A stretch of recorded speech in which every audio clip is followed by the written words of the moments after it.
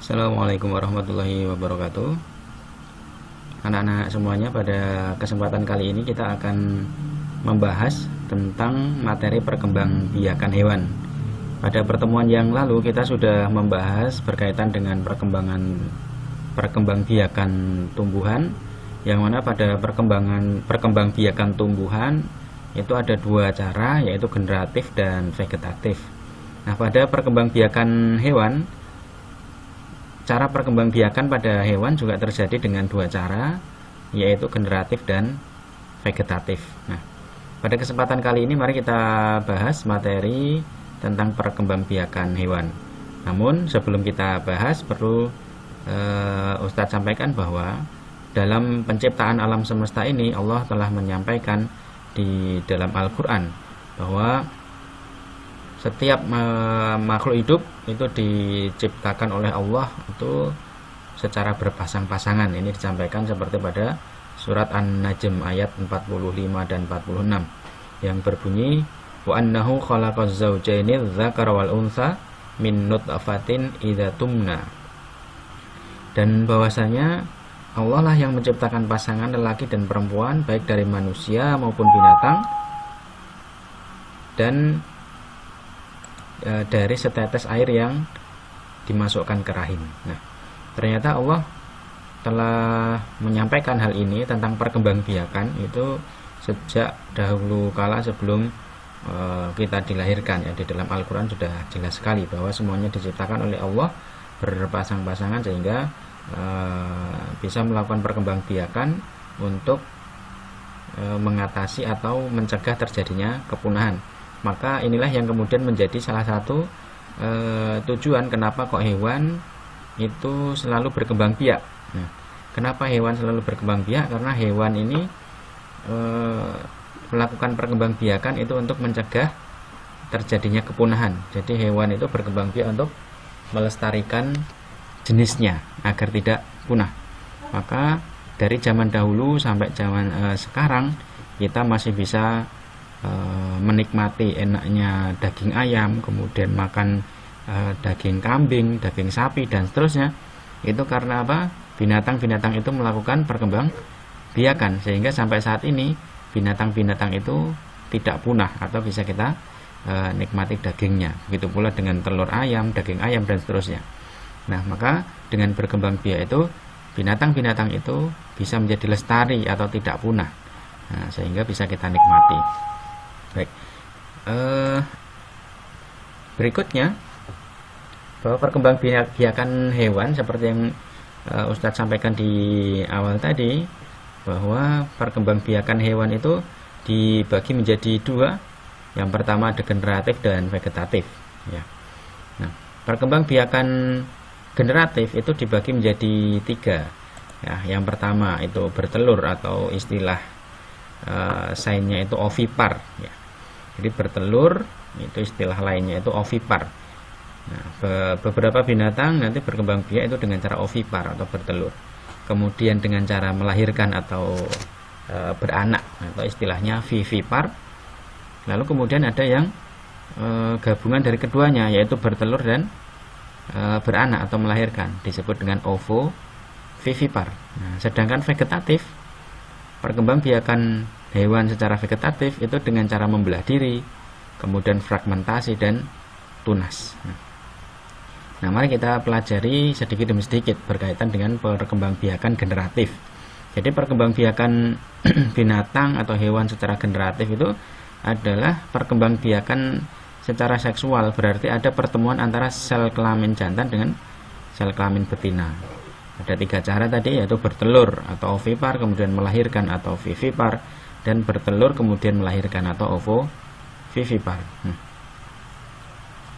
Sedangkan untuk perkembangbiakan secara atau dengan cara bertelur atau ovipar, kenapa dinamakan ovipar? Itu karena ovipar itu berasal dari kata ovum yang artinya sel telur. Ciri-cirinya binatang yang berkembang biak dengan ovipar yaitu tidak memiliki atau tidak punya daun telinga dan tidak menyusui. Ya, contoh binatangnya seperti di bawah ini, yaitu ada aves atau burung atau unggas. Dari bangsa burung, bangsa unggas itu termasuk pada binatang yang berkembang biak dengan ovipar. Begitu pula dengan ikan, kemudian reptil atau hewan melata, kemudian insekta atau serangga, kemudian amfibi juga begitu. Nah, binatang-binatang ini berkembang biak dengan cara bertelur. Walaupun nanti ada beberapa seperti misalkan ikan, kemudian bangsa reptil itu ada yang berkembang biak itu dengan cara yang lain. Nah, nanti kita bahas pada metode atau cara perkembangbiakan berikutnya. Nah, jadi perkembangbiakan dengan ovipar atau dengan bertelur ini dialami oleh beberapa binatang ini tadi, aves atau burung atau unggas, kemudian ikan, reptil atau hewan melata, kemudian insekta atau serangga dan amfibi. Nah, berikutnya yang menjadi catatan adalah bahwa tidak semua ikan dan reptil itu masuk dalam golongan ovipar. Nanti ada juga yang masuk pada ovovivipar. Nah, contoh lain dari hewan yang bertelur itu misalkan ada siput, kemudian ada belut, kemudian ada apa yang di sini ini gurita, kemudian ada pula laba-laba, kemudian ada juga ubur-ubur, kemudian tokek, kemudian udang dan kura-kura. Nah, baik, berikutnya perkembangbiakan berikutnya adalah dengan cara melahirkan, beranak atau vivipar. Ciri umumnya adalah vivipar itu disebut juga dengan menyusui atau beranak. Nah, ciri umumnya itu memiliki daun telinga, kemudian memiliki kelenjar susu dan kulitnya ditumbuhi dengan rambut.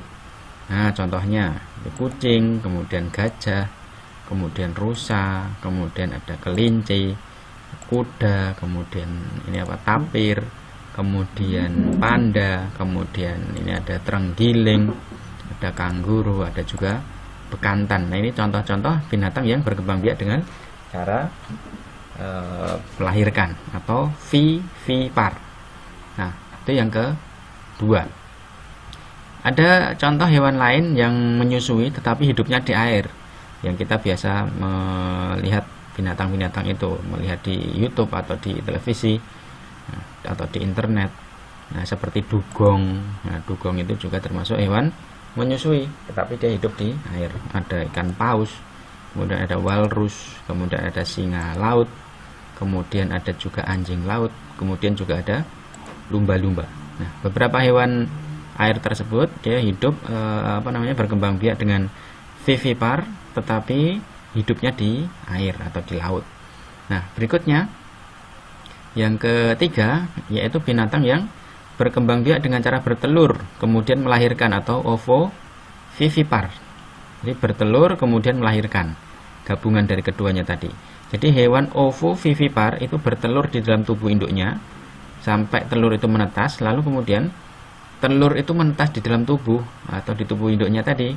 Setelah menetas, makhluk baru itu keluar dari tubuh induknya. Nah, jadi hewan ini tetap bertelur tetapi telurnya masih berada di dalam tubuh induknya. Setelah menetas di dalam tubuh, maka anaknya yang sudah menetas tadi baru keluar dari tubuh induknya. Contohnya ada binatang kadal, kemudian ikan pari, kemudian ada ikan hiu, kemudian ada kuda laut, ada juga platypus, ada juga bunglon, ada juga iguana, kemudian salamander, kemudian ada juga ular buah. Nah, ini beberapa binatang yang dia berkembang biak dengan cara ovovivipar atau dia bertelur kemudian melahirkan anaknya. Nah, kemudian berikutnya perkembangbiakan vegetatif. Perkembangbiakan vegetatif ini kebalikan dari generatif. Kalau generatif itu dengan adanya peleburan sel kelamin jantan dengan sel kelamin betina. Kalau yang vegetatif ini aseksual, jadi tidak ada pertemuan sel jantan dan betina. Hewan-hewan yang berkembang biak dengan vegetatif ini adalah hewan-hewan dengan struktur sel satu atau sederhana, atau termasuk binatang kecil, dan ada beberapa yang harus dilihat dengan mikroskop. Nah, yang membelah diri, contohnya prosesnya itu dengan membelah inti sel, kemudian jadilah dua hewan baru. Jadi dia satu sel, kemudian dalam satu sel itu inti selnya membelah menjadi dua, lalu kemudian berkembang menjadi individu baru seperti ini contohnya. Nah, contohnya pada amuba. Amuba ini adalah hewan bersel satu, kecil, kalau tidak pakai mikroskop ini nggak kelihatan, maka harus dipakai mikroskop untuk melihat perkembangbiakannya. Nah, kemudian ada juga yang berkembang biak dengan cara fragmentasi. Fragmentasi itu hampir sama dengan membelah diri, tetapi setelah tubuhnya terbelah jadi beberapa bagian, hewan yang baru ini akan tumbuh bagian tubuhnya. Nah, jadi binatang ini akan membagi-bagi tubuhnya, terpotong-potong begitu dengan sendirinya, lalu kemudian bagian tubuh yang terpotong-potong itu nanti akan berkembang menjadi individu baru. Ini contohnya terjadi pada cacing pita. Ya, cacing pita ini berada di usus manusia. Jadi ketika dia terpotong, dia nggak mati, tetapi akan menjadi individu baru. Nah, kemudian yang ketiga yaitu hewan yang berkembang biak dengan tunas. Nah, jadi ini seperti tumbuhan, tetapi sebenarnya dia hewan. Jadi awalnya memiliki tunas di tubuhnya, lalu kemudian tunas ini akan terpisah dan membentuk individu baru. Ini terjadi pada hewan namanya hidra. Nah, hidra itu dia nanti akan tumbuh tunas dari bagian tubuhnya, lalu kemudian tunas ini lama-kelamaan akan tumbuh dan memisahkan diri dengan tubuh induknya itu dan menjadi individu baru. Nah, jadi dalam perkembangbiakan hewan itu ada dua seperti pada tumbuhan pula, ada generatif dan vegetatif. Generatif seperti yang tadi dijelaskan di awal, dan vegetatif juga seperti itu, ada tiga masing-masing.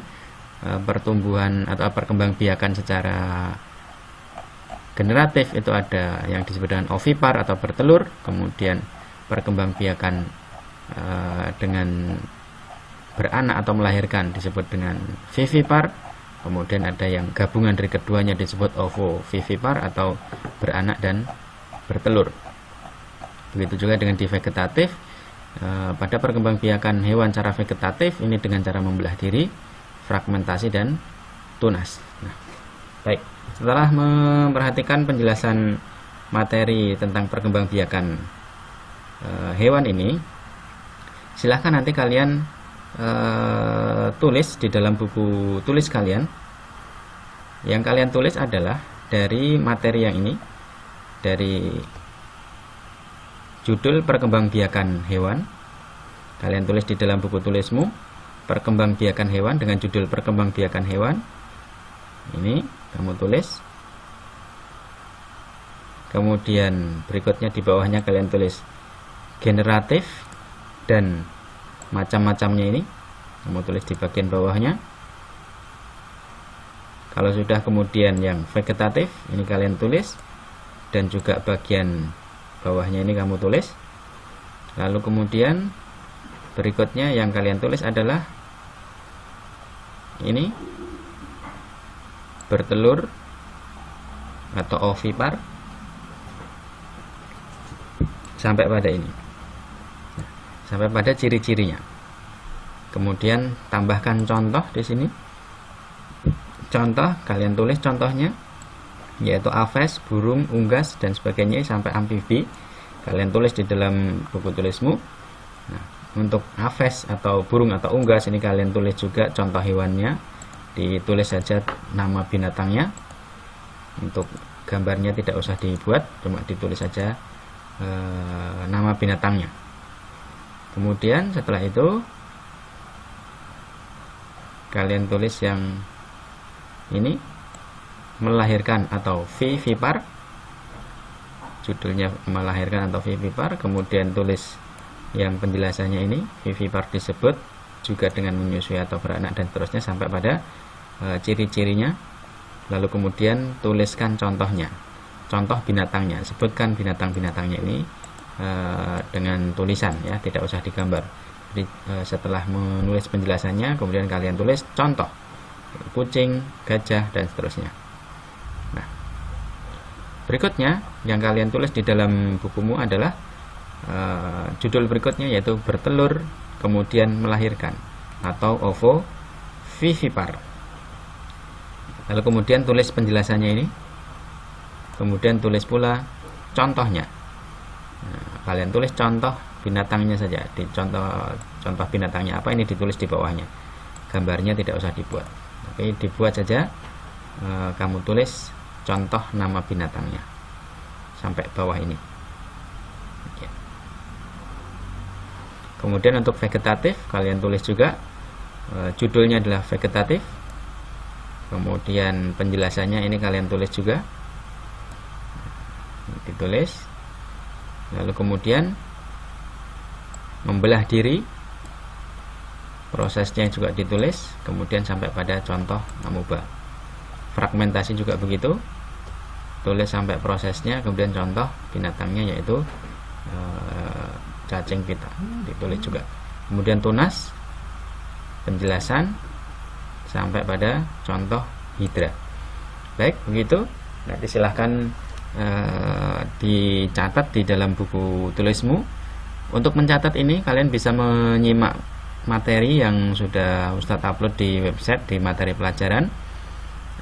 Di materi pelajaran kedua, materi IPA, kalian bisa menyimak di sana sambil menulis materi ini tadi.